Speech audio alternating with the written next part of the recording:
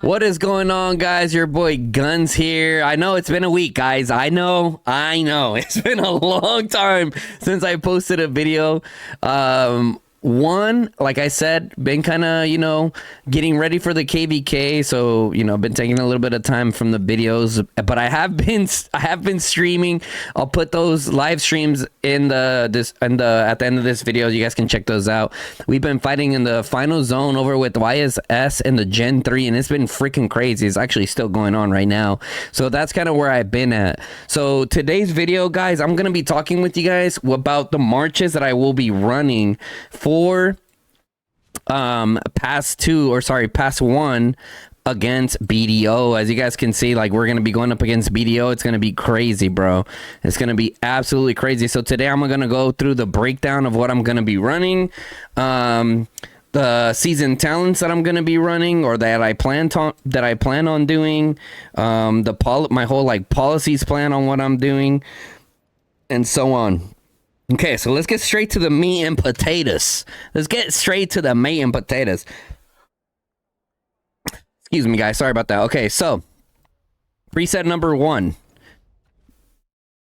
You guys know I'm a mage main, man. Let's go ahead and turn the camera off for a little bit. All right, so we got Mags A, Tear of Arbon, the Seraphic, we got Lilia Valen, Infernal Flame. We got our second Sapphire on Lilia Valen, because Lilia Valen are just amazing and they don't even need the 3-star pet right now. But yeah, so we got Bertrand Tohar with the Mirage Orb and the Shadow Phaedrake 3-starred. We got Muthea. Okay, Muthea with Max Visage of Sanctus. Everything's maxed here. And then my best Sapphire Phaedric that I have. And then on the 5th one, we got our singular Tank March with Gorish Skogul and the Speedy Bone Turk. Okay, so that's going to be the main preset that I'm going to be using with the 4 Mage Marches and 1 Tank. Now, some of you guys may be wondering, like, Guns, are you going to be going for long range warfare? Yes, I will be. So down the road, once long range warfare becomes available, the only thing that really changes here, guys, is I'm going to be using my Gilded Crossbow and my Sand Lizard that I built for long range warfare a while back. So bam, so essentially it will look something like this. So I will be going for long range warfare, as you guys saw so archers get long range warfare and mages get like defense reduction or something like yeah. Anyways, so that's what it's gonna be. I'm end up switching to Mags A with the Gilded Crossbow Exemplar, baby. So that thing's gonna be slapping. You already know. Okay, preset number 2 is gonna be my full 5 mage setup. I'm not gonna be running this one as much, but it really just depends on what we have going on. It also depends on how much resources I'm gonna be willing to put in. As you guys know, the tanks take a lot of resources. I will definitely put in my part with my tanks. I do have 2 point something million. I am fully healed right now. I'll show you guys right now what I have. But yeah, essentially this is what I'm gonna be running. Now, you guys might notice on the 4th March, I have Thunderlin and Thalea with the Exemplar Elegy. You might be wondering, like, how come he has a Elegy here and over here he doesn't even have them on? So here's the thing, right? Muthea is probably in order, and let me give you guys an order of how they've been performing recently. Muthea has been doing the best. Second is Bert Tohar. Third is Mags A, and then Lilia Valen. Or then sometimes if I switch these pets, if I give Lilia Valen my good Sapphire over here, then she's third, or sometimes even second with that pet, and then beating Mags A. So that's kind of like the order that it's going there. And then now for this one over here, I put you do get more merits if you use the Phoenix side. Now, the Thunder Elegy has been performing pretty well, I'm not gonna lie. Thunder Elegy has been performing well, but the biggest thing with the Thunder Elegy is the fact that it gives that extra exemplar effect. So you do magic defense break upon damage legions, okay? So damage defense break of 12%. So whenever we're hitting those tanks, which BDO have plenty of, they'll be getting hit by my Thunder Elegy, getting stuck for a little bit. What is it? Oh yeah, they get the silencing, right? And then they can't get out of the little circle. And And yeah, I mean, that's huge. That's huge for the field, man. It really helps out. Like, some of you guys have probably experienced it already yourselves, where you're out in the field and then you're like, what is going on with my march? Right? You probably just got freaking elegied, right? Then Muthea got the Visage of Sanctus, and then I put the Sand Lizard here. Whenever I have 5 marches, I put the Sand Lizard on the Muthea because she seems to still be doing really well, even without the pet, guys. The Muthea march has been so good to the point where you could even have a level 2 Visage of Sanctus and like a mediocre Sand Lizard, and it's already popping off. A lot of you guys already have Thea Awakened. And even Mu at a lower configuration, it starts cooking pretty good. So definitely could check that out. I'll go over some of the builds very briefly. That way this video is not super long. And then our 5th march, we got our 5 cavalry setup. The 5 cavalry setup will be very opportunistic. Sorry guys, I know 3 languages, okay? If you're wondering what those languages are, okay? Let me know if you can guess them in the comment section below. Anyways, this is our 5 cavalry setup. So when am I going to be running this? This is going to be very situational. Now, if we have some BDO players near my city and I see the opportunity to 5-bomb some range units, I'm 1,000% going to do that. Right? So that's when that's going to happen now. Now, okay, cool. They call for a cav play. Then we're going to be running the 4 calves. So let me go through it real quick. So we got our Urag Fulgrim with the Wolfhowl Horn. We have the Humble Pie pet on it. Shout out Humble Pie from EIS. Super good, dude. Emrys Bakshi, we have him 6-starred now. Our Urag is also 6-starred. We do have Spring Blades here, which we'll end up upgrading. We do have our Golden Rock here. Okay. I will be running Theodore Nea. Oh, sorry. I think I messed these up. Oh, yeah. It's going to be like this, chat. Sorry. I appreciate or apologize for that. So essentially, you guys see how this is here? It's Urag Nea and then Fulgrim Theo. The reason why it's going to be like that, guys, and let me go ahead and just... so let me finish off here. So we got Danfell Mu, Swordland's Blade, and the Panda Bale. All right. Definitely got to upgrade this a little bit more. We have the Auric Warhound. We have Tobin and my guy Lee. He's only 512 right now, so he's a work in progress. We're currently putting our dailies into him. Tobin is only 5211, so that's why it's the 5th march, right? Super underdeveloped. Not optimal for usage. Anyways, this is going to be the main one I'm running. Okay, you might be wondering like why the switch, right? And the main switch, guys, is because the whole thing with the Lunaris is one of the biggest attributes that we're looking at is the synergy when you come out of camouflage. So when you come out of camouflage, you get the hero skill damage of 12% for 15 seconds. It goes more for when you haven't maxed, right? You get 20% hero skill damage, okay? But as soon as that happens, you got to account for the march speed. And I was kind of testing it, in Abyss. I tested it in Abyss. I tested it hitting some Darklings, and brother, as soon as you come out of that camouflage state and you try to run away, that march is uber slow, especially if you haven't maxed at the 40% march speed that it gives you. That march is just dead. So my advice to you guys is, if you are using Lunaris with Nea, it's a one trip thing, bro. You're coming in and you're hitting hard, and it is what it is, right? I know a lot of Krakens play that way, so it's no problem for them to do that. Now, for me, I'm definitely going to be playing, like I said, I'm a little bit smarter with my calves here. Now, you might be thinking, like, how does the speed sync look? My Fulgrim on this one is a little bit slower, but not like a lot slower. You know what I mean? So, like, if we're going for big trips or whatever, I think he's at 51% march speed, and the rest of my calves are at like 54. So right now it's still a work in progress, but I'm obviously gonna tell you guys what I'm doing, so you guys can kind of see where I'm going with this. Now, down the road, as our Lee gets better, our Lee's definitely going to work his way in here. That way we can probably get Danfell out of there. Even though Danfell is really well or really good, could have better marches now, right? So moving on to our other presets. All right.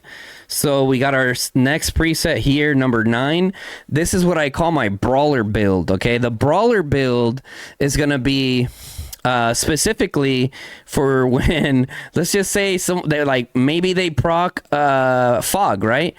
Or it's just a bunch of, or they decide to hit us with a cav play, which is very, very likely early on. They decide to hit us with a cav play, like I'll be ready with my 3 infantry and 2 cavalry, straight just brawler build, okay, ready to go on this. That's why I have the 3 infantry, and then I have a class here of a 5 tank setup, which is, I don't really ever run this. Very, very, very situational that I run this. This is mainly for Roots of War, and the war lead calls out, like, we need more people on the stone stat, right? That's why you see the Staff of the Prophet there ready to go. So that's pretty much my marches there, guys, and what I'm running. I'll show you guys the builds for my range ones. I'm saving the builds for my cavalry ones because those are still going to be a work in progress. What I decide to do. So going through real quick, what do we got? Mag, Lilia, Bert, Moo, and Goresh. So okay, let's go through those real quick. I am running at a pretty low march speed. Anyways, I think I'm at, what march speed am I at? I forget what march speed I'm synced in. So okay, yeah, I think these are like 20 and 21% when you look at it. So like, I'm just gonna show them to you guys quickly. Boom, there's the mag. Okay. Next is the Bertrand. Next is the Bertrand. Bang. Okay. Boom. Next is the Lilia. Boom. All right. Next is the Moo. Next is the Moo. Bam. All right. And then next is the Gorishkogel. Next is the Gorishkogel. Bam. Okay. And then finally Thunderlin. Bam. Those are the builds, okay? So those are the builds there. And now the next thing that I kind of want to quickly go over, what are we at? We're at 12 minutes. We're chilling. Season talents. Where am I going to be going? I'm going to be going down battle acuity. I will be picking up the merit accumulation. We're going to pick up Gale Step for the extra 10% march speed, especially for me because I have that 20% setup. Having that 10% will put me at like 30% with damage builds. I think it's going to be perfect for my mages. Okay, so bam, we got that. Obviously, you got to pick hardest one. We are going to go with long range warfare for obvious reasons. I have a really good Mag Zay with an exemplary gilded crossbow. So, I mean, I don't think this is good, to be honest. I do not think this is good. Maybe you can stack it. I don't know, bro. I just don't think it's as good as long range warfare. So then after that, we're going to come over here. I'm going to pick up Glory Bound. Like, yeah, Prayer of Light is cool, but usually when I die, like, I take that opportunity to re-chat. So, like, whatever. So Glory Bound, okay, and then logistical support. And I think we only make it down to the army groups. I think that's it. I want to say you get a total of 15. Obviously, if I could pick, you know, the army groups for cavalry, I would do that. But, you know, that is what it is right there. So that's pretty much what I'm gonna do there. As far as my policies, now, this is something that we've all been talking about recently, where it's like, what are you doing with your policies? Especially for some of you guys that may be going into this, like, what are you gonna do? So for me, I am prioritizing. I will be picking up the stamina limit there. Go ahead, just start that one now. So what are we doing? We're trying to get this military expansions 2 maxed.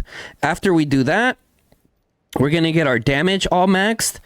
Once we get damage maxed and military expansions maxed, then we're going to go ahead, probably in the for sure getting the stamina up. Then we're gonna go into all the healing stuff, and then after the healing stuff, we're gonna go ahead and get all the pet warrants, because man, bro, like we're going straight into it. And I picked diligence here, resource reduction cost and extra stamina, right? So that's kind of a no-brainer there for me personally. So I mean, yeah. And starting off in the very beginning, the main thing is that you get these two 10 out of 10. Get spread of word first, and then chain of command next. So yeah, I'm like super excited to be fighting against BDO. I always love fighting against. This is gonna be my second time fighting against BDO. The first time I was in a small alliance called ROS, I think it was. We were 6 billion power, and BDO was 13 billion power. Now BDO, I believe, is 21 billion power, and TFS is 17 billion power. So BDO definitely has the power advantage. I mean, I think they have some people at other shows probably.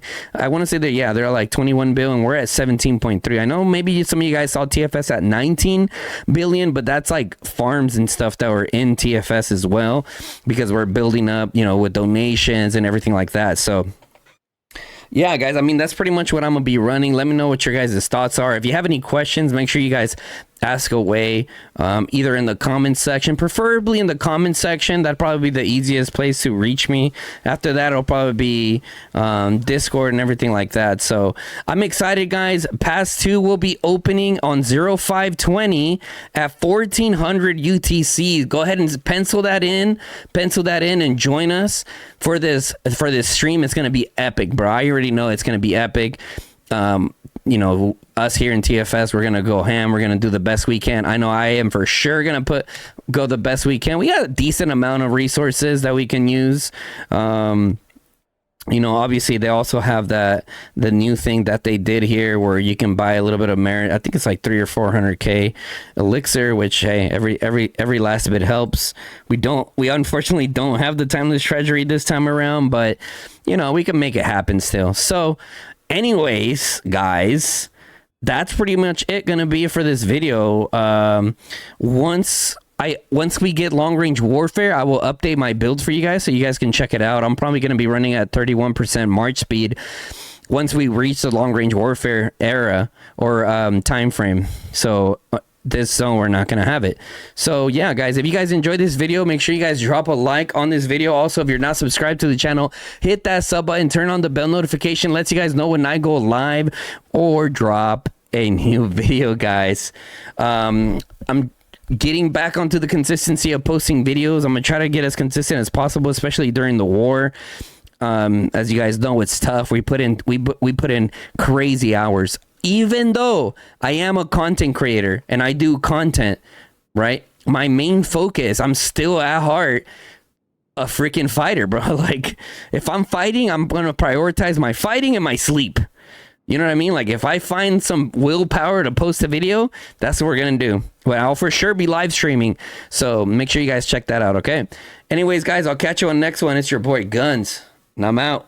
Peace, y'all.